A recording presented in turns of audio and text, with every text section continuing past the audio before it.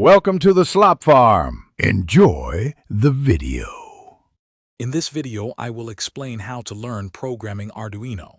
First, familiarize yourself with the Arduino board's main components, like the microcontroller and digital pins.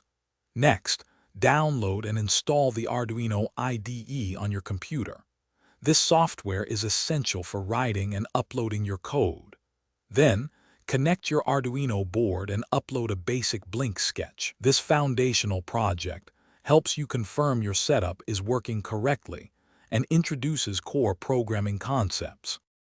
Once your LED blinks, dive into core programming concepts.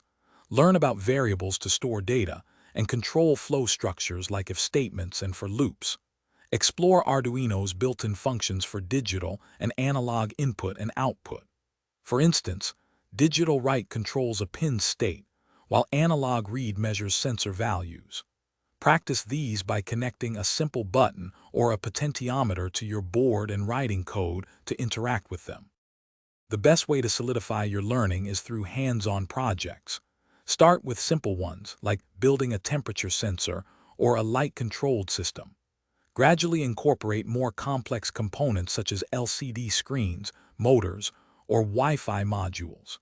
Each project presents unique challenges, helping you develop problem-solving skills. Learning to debug your code and troubleshoot hardware issues is a crucial part of this process, making you a more capable programmer.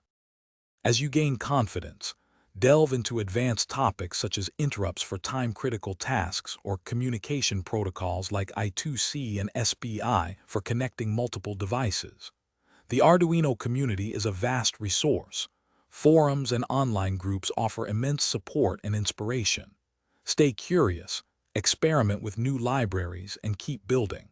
There are countless possibilities with Arduino, from home automation to robotics, waiting for you to explore. Thanks for watching. Consider subscribing if we helped you today.